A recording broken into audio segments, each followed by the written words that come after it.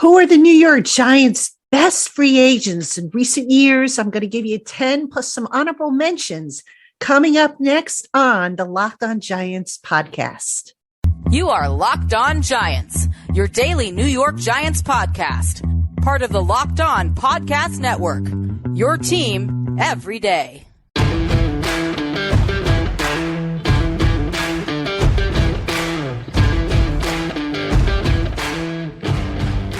Hello, New York Giant fans, and welcome to another edition of the Locked On Giants podcast, part of the Locked On Podcast family, your team every day. My name is Patricia Traina. Happy Friday to everybody. It is the Friday before the big holiday weekend, and I am so glad to see you guys and gals here. Hopefully you're tuning in. Going solo after doing a couple of shows in which I did nothing but interviews, and I hope you've been enjoying the interviews. So on today's show, we are going to take a look at the best free agent acquisitions in recent years that the Giants have acquired. And I'm going to go back even a little further and talk about my top free agents that I like for the Giants. And I'll go down the list. And I even have some guys who made an honorable mention list. So I just figured that would be a kind of a fun way to end the week before the long holiday weekend. And then we'll just go into the holiday weekend, and I'll tell you a little later what I've got coming up for you next week on the Locked On Giants podcast. So thank you for tuning in, making us your first listen of the day, or if watching on YouTube, your first watch of the day. All right. So without any further ado, we are going to jump into my list of the 10 best free agent acquisitions for the New York Giants. Now, I tried to rank this. This was really hard. So I tried to rank it from number 10 down to number 1. I do have a few surprises, I think, as we get closer to number 1. Things that you may not agree with, things you might agree with, I don't know, but we'll see how it kind of plays out. Now, the criteria for this is it had to be a veteran free agent acquisition. It couldn't be an undrafted free agent.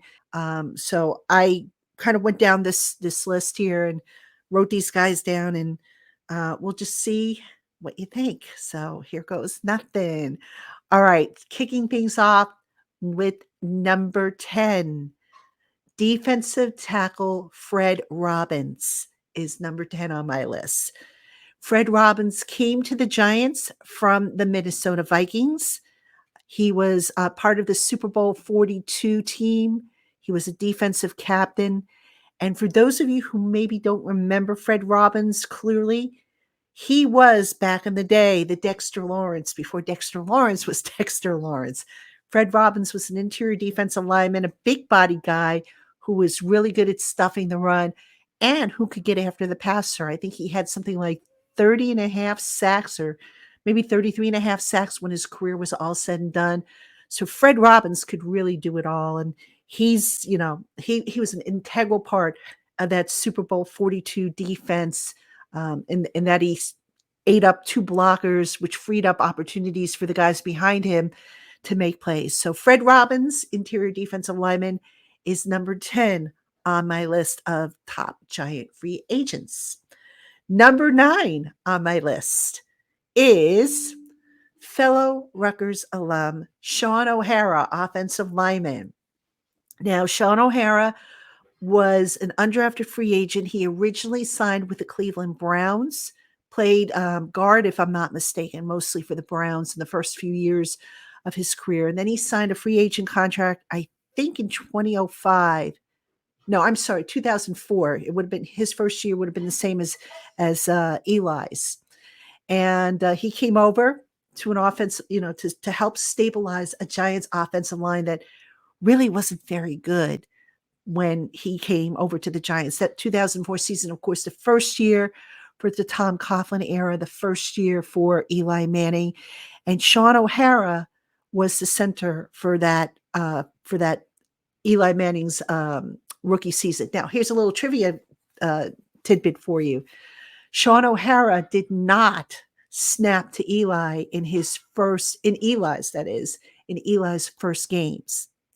And the guy that did it was actually, I believe, the starting center the year before, a guy by the name of Wayne Lucier.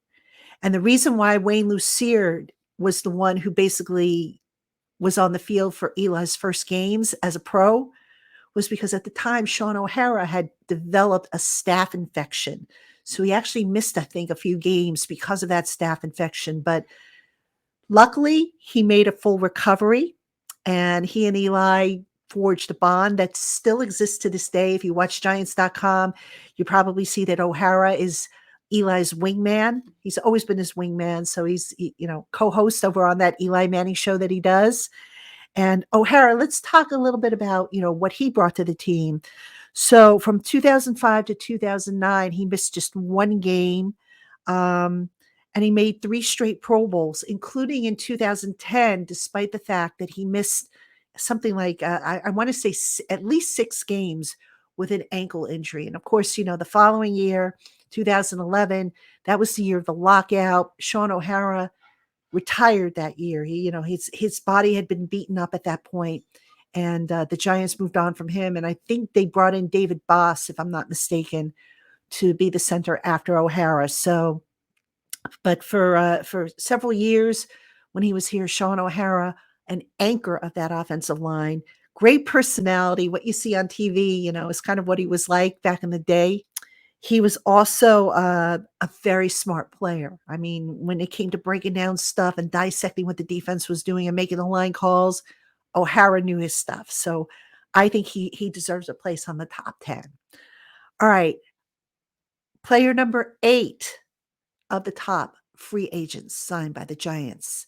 This one is a fairly recent one, and it is kicker Graham Gano. What can we say about Graham Gano, folks, other than he's been the leading scorer for the Giants, on Giant teams that just couldn't score, they paid to get into the end zone.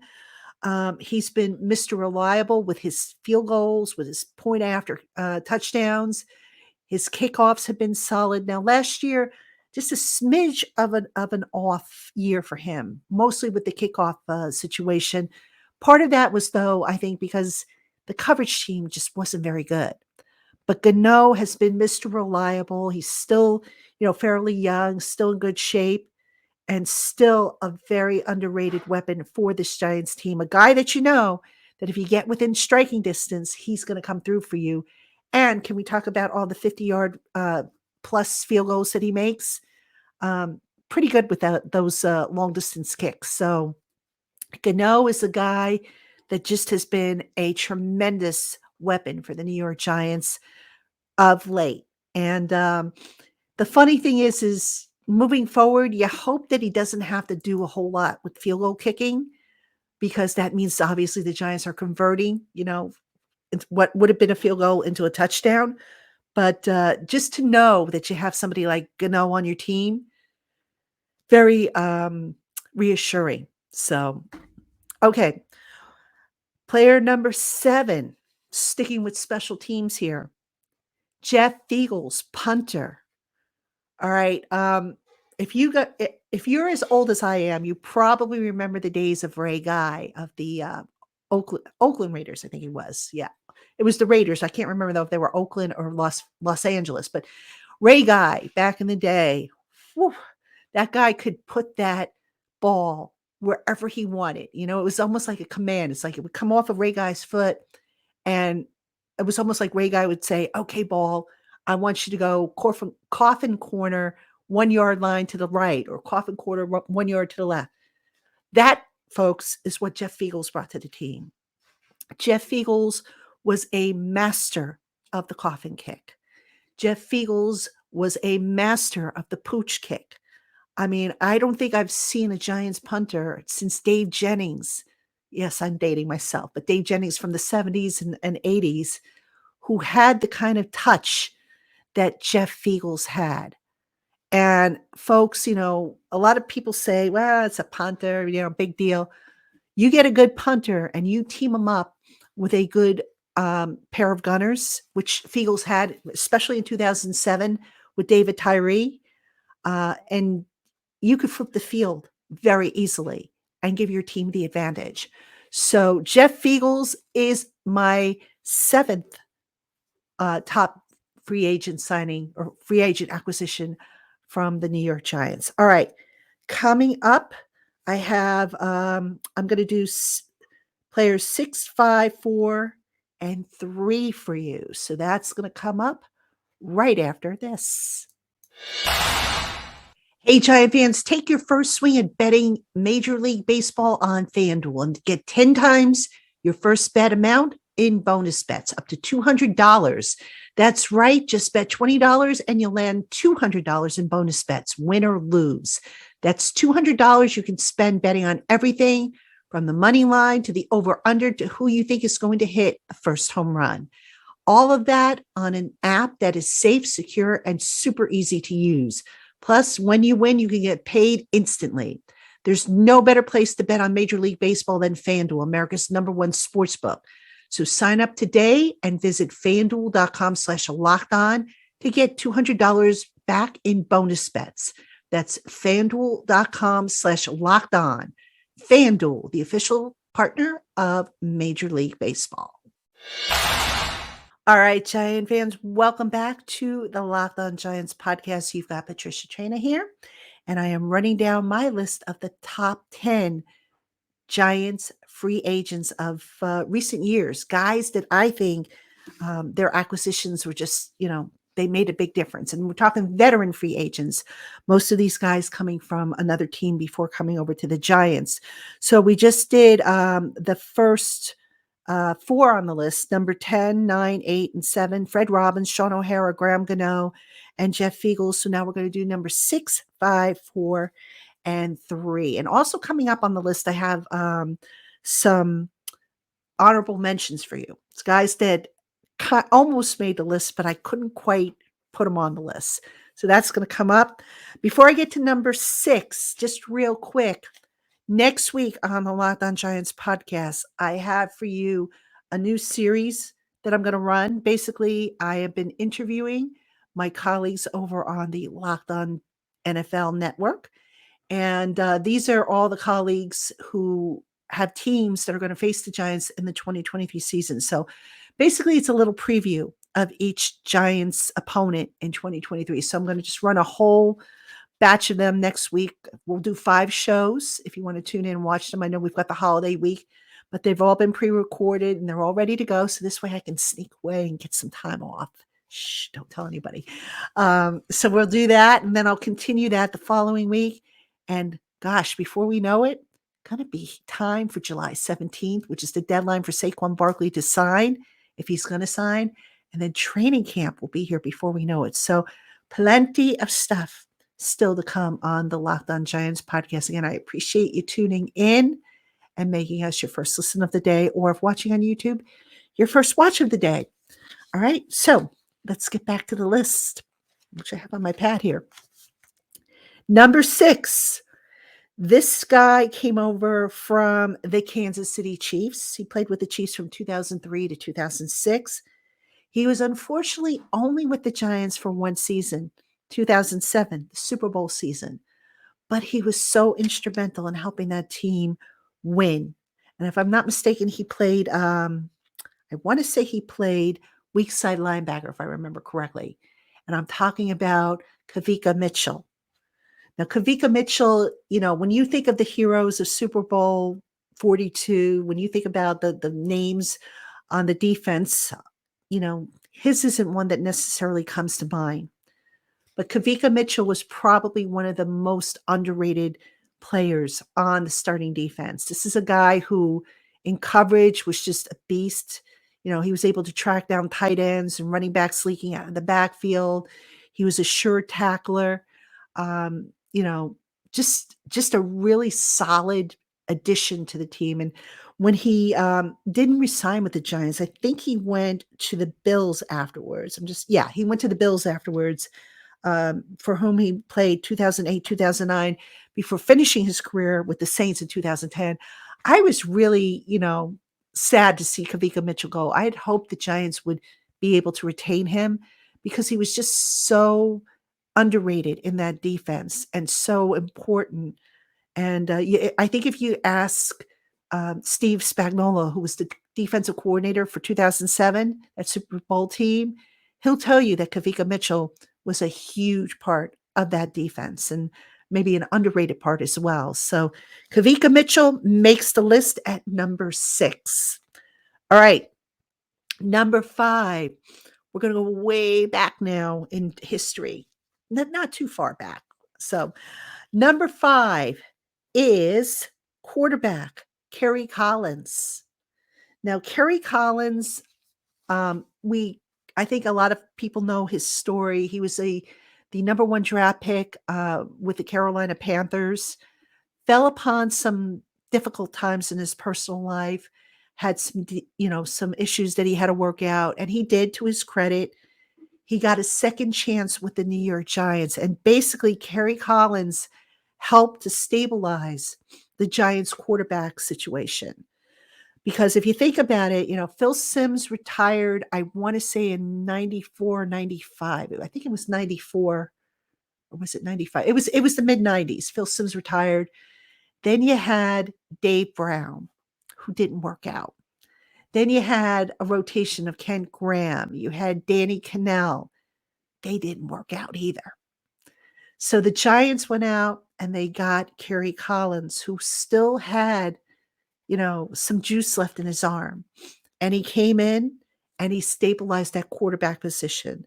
He replaced Graham, and he led the Giants, by the way, to Super Bowl 35, which unfortunately the Giants lost to the Baltimore Ravens. But along the way, if you remember 41-0, which was the NFC Championship game against the Minnesota Vikings that year, what a performance by Kerry Collins. I mean, that was vintage Kerry Collins, folks. And at the time when Kerry Collins finished his career with the Giants, which he finished, I think it was in 2003, was his last year with the team. He was one of 3 quarterbacks, Phil Simms being one, Charlie Connery being the other, who had, who ranked in the franchise annuals with passing yards. So Simms and Connery had more passing yards than Collins, who really, lit up the scoreboard for the Giants. So Collins moved on, like I said, after the 2003 season.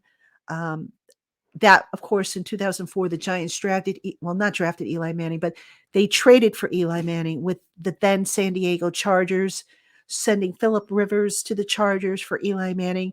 And then the veteran who they brought in to kind of, serve as a transition type player was Kurt Warner, future Hall of Famer at the time.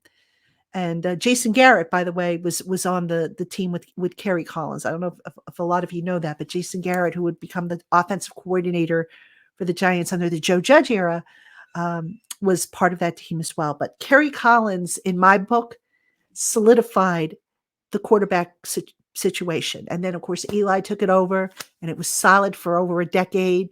And now you got Danny Dollars in there. Hopefully it'll be solid for another decade, because you don't want to be going through quarterbacks every year. So Kerry Collins gets number 5 on the list. Number 4. This might surprise you that I have him this low in the list, but I am going to give the number 4 spot to wide receiver Plaxico Burris. Burris, of course, played the beginning part of his career with the Pittsburgh Steelers. Burris signed with the Giants in 2005. As a matter of fact, on March 17, 2005, hence why he wore number 17 for the Giants. And in Burris, the Giants got themselves a legitimate number 1 receiver, a guy who defensive coordinators had to game plan for, a guy who created headaches for opposing defenses, a guy who was just unstoppable at times.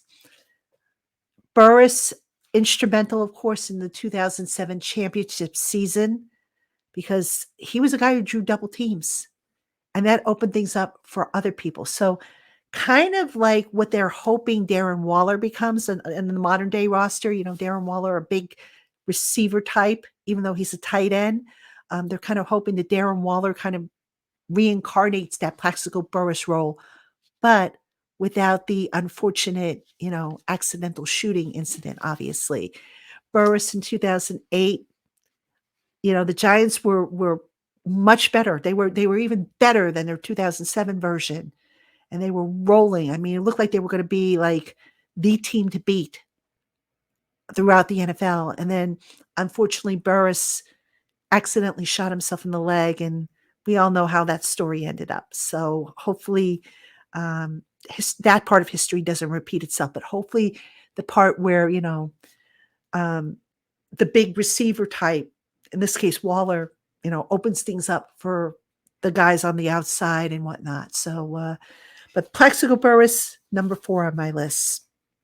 Okay, I have 3 more that I'm going to give you. The order might surprise you. There's probably going to be one surprise on this list, and I have some honorable mentions that will come your way right after this. Hey, Giant fans, if you haven't already, check out our Subtext Community service. The Subtext Community allows me to communicate one-on-one with my listeners and my readers, and I really enjoy having that opportunity. Plus, I can send out instant alerts. The minute I hear news, I can send it out to you. So, for example, if you're waiting for when Saquon Barkley signs that contract, I can get that out to you just as soon as I know. The text service costs $4.99 a month. However, you can try it out for free for 14 days. If you like it, continue onward. If you don't like it, you cancel before your 14-day trial is over and owe nothing. And for a limited time right now, with the code PTRAIN, you can get 2 months for the price of 1. You'll want to have this service, especially during the summertime when things change and I have updates to pass out to everybody. So check it out today. For details, check out the show notes, and I hope to see you in the Subtext Community. All right, Giant fans, welcome back to the Locked On Giants podcast. You got me, Patricia Traina, and again, thank you so much for tuning in. I know it's the dead part of the NFL calendar, but I decided I was going to give you guys daily content, even though, there's nothing new to talk about, but just trying to come up with some different ideas and, hopefully keep you guys engaged and everything like that. So I do appreciate you tuning in. I appreciate the feedback I've been getting, and we'll just roll right along. Like I said, starting next week, we will have Locked On hosts come on with me, and they'll tell us about the opponents that the Giants are going to be facing in 2023. So some really, really good shows. They're not going to be in order, unfortunately, but I am going to try and hit everybody, every team that the Giants are going to face over the 2023 season. So I hope you will enjoy that little series once it starts on Monday. All right. We are looking at the Giants' top free agent acquisitions. In my opinion, of course, your opinion might vary, which is fine. And we're going to do 3, 2, and 1. So the top 3, and plus I have some honorable mentions that I have to get in here. So I'll tell you who those are just before I get to my first overall pick. And by the way, folks, if you agree with the list, I'd love to hear it. If you disagree with the list, let me know. If I missed somebody, tell me. I tried to keep it as modern era. It's funny. I'd written an article years ago for Bleacher Report, and I had Pete Gugulak on the 5. I think I had to do 5 top free agents, and I put Pete Gugulak on there.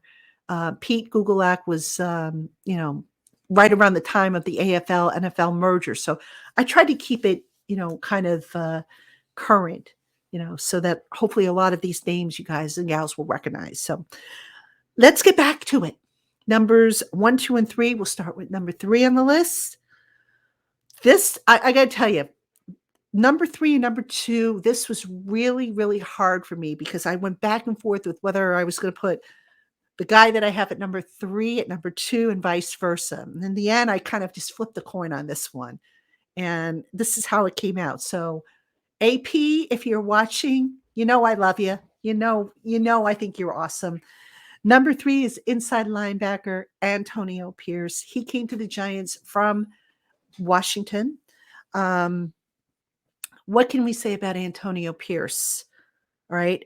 From 2006 to 2008, I believe he missed just 1 game in his career. with the Giants until, unfortunately, that neck ailment that he had ended his career early. But the thing about Antonio Pierce, besides the fact that he was one heck of a leader, I mean, this man, I think everybody would have followed him no matter where he led them to. He was that good of a leader. But the impressive thing about Antonio Pierce was his mind and how smart he was. And I'm not just talking, just in general top conversation or anything like that, which, by the way, he was.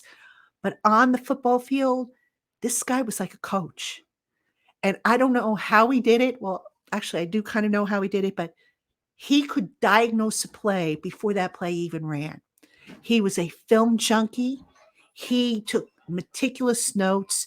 And my goodness, you watch him play and just all the times he would blow up a play because he knew what was coming.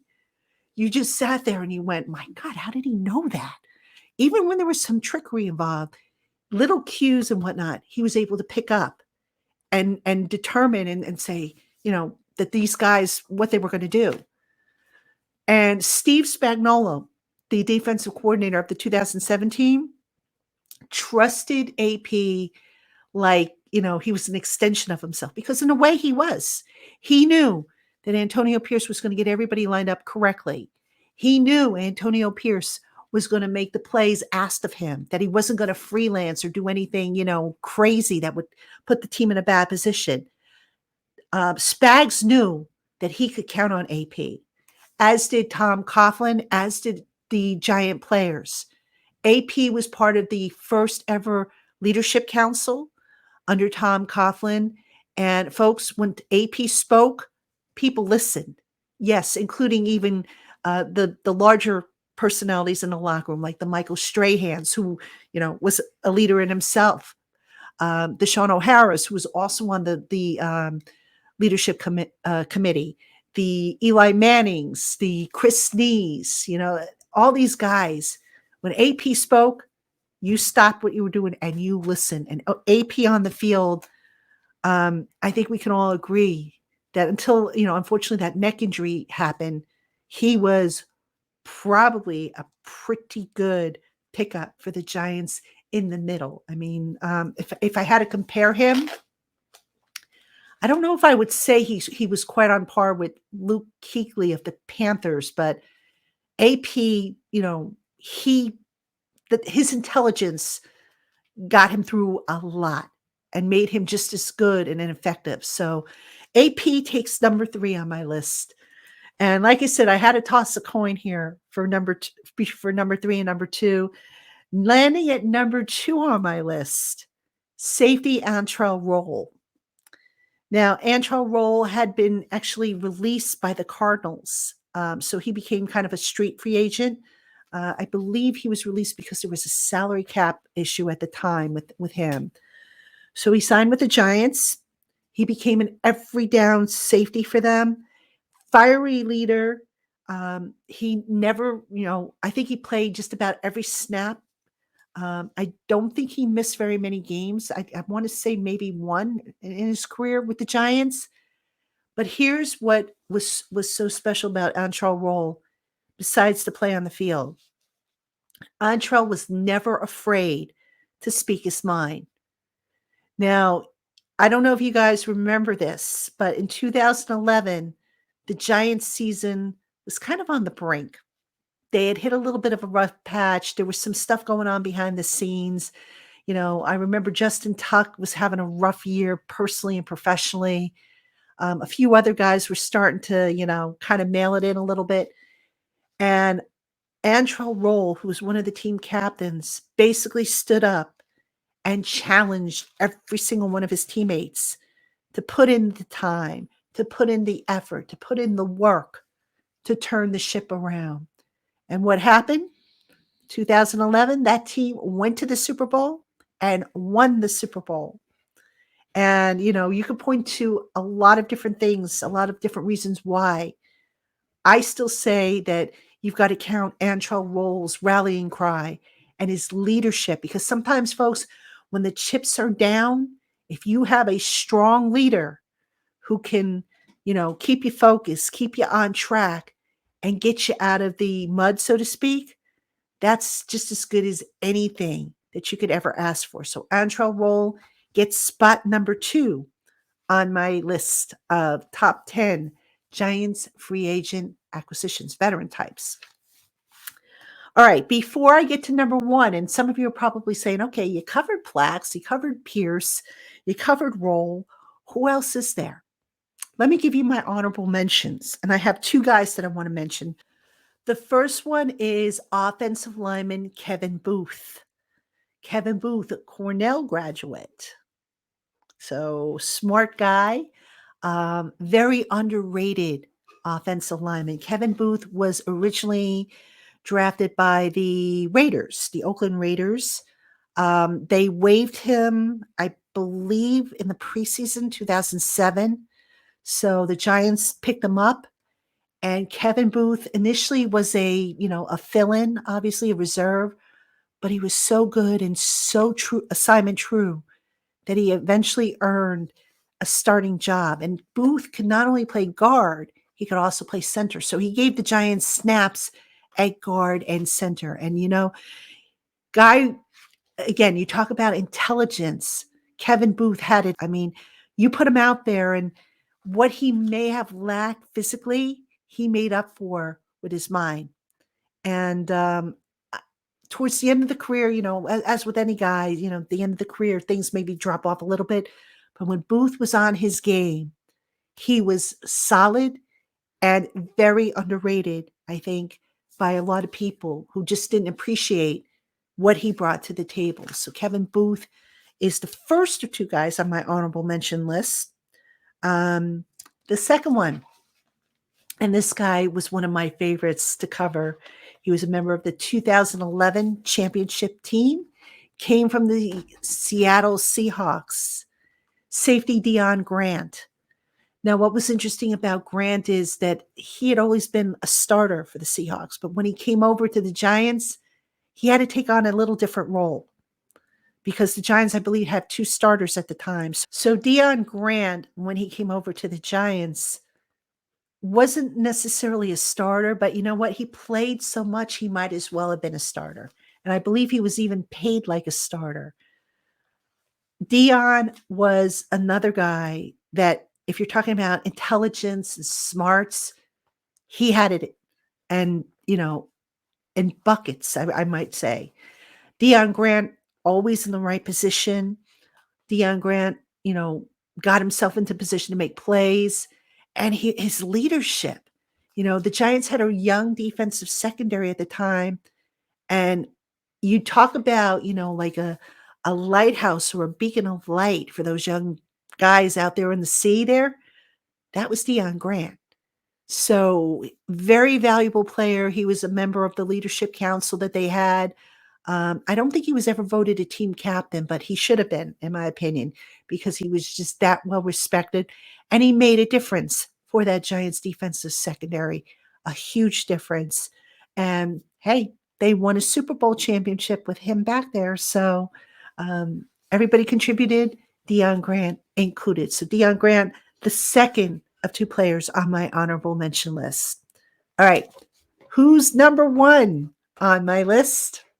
This one might surprise you, but I got to give love to this guy because he was, not only one of my favorites, which is not why he's number 1 on the list, but this is a guy who I think was very underrated. But when you consider what he brought to the table and how he was sturdy and just everything all considered, I think he belongs at the top of the list. And I am talking about offensive tackle Kareem McKenzie, who played right tackle for the Giants for 2 Super Bowl championships, 2007 and 2011. Now, K-Mac came from the Jets, who had drafted him initially, so he didn't have to go far in free agency. He signed with the Giants. And I want to say, except for 1 year, except for 2009, Kareem McKenzie played over 1,000 snaps in every season for the Giants. So he was durable, he was sturdy, and folks, he was good. When Kareem McKenzie was in his prime as a run blocker, man, you get out of the way because he was going to roll you over, kind of like a steamroller or a street paver. As a pass protector, you just weren't getting around Kareem McKenzie. He could do it all for the offensive lineman. He is, when I sit and I think about Evan Neal and what I hope Evan Neal becomes, I think of Kareem McKenzie because that's how good Kareem McKenzie was as a right tackle. And I can only hope, as I'm sure the rest of us can, that Evan Neal becomes like that. Because look, it all starts up front with the offensive line. And at the beginning of the show, I mentioned Sean OHara as being as being on the list as well. Sean OHara coming in at number 9 on my list. But Kareem McKenzie was a big part of that line as well. And what a difference he made. What a difference. So he gets the top spot on my list. And that is my list, by the way. So let me know what you think. Do you agree with my choices? Disagree? Do you have some guys that maybe I left out? Guys that shouldn't be on the list? Maybe the order's messed up? I don't know. But drop a comment in the box below. If watching on YouTube or if you're listening on our audio platforms, drop me a email and let me know. I'm always curious to see what you guys think and hear what you have to say about these rank listing shows that we do. So, ladies and gentlemen, that's going to do it for this edition of the Locked On Giants podcast. I want to thank you for tuning in on today, Friday. I want to wish you a very, very happy holiday weekend, a safe holiday weekend. We will be back next week with all new shows on the Locked On Giants podcast. Again, we're going to be looking at the Giants' opponents with each of the Locked On NFL hosts that cover the teams. And if you're going on vacation, you know what? The shows will be there waiting for you when you come back. So if you are taking some time off like I am, enjoy yourself. And we will see you next week. Take care, everybody.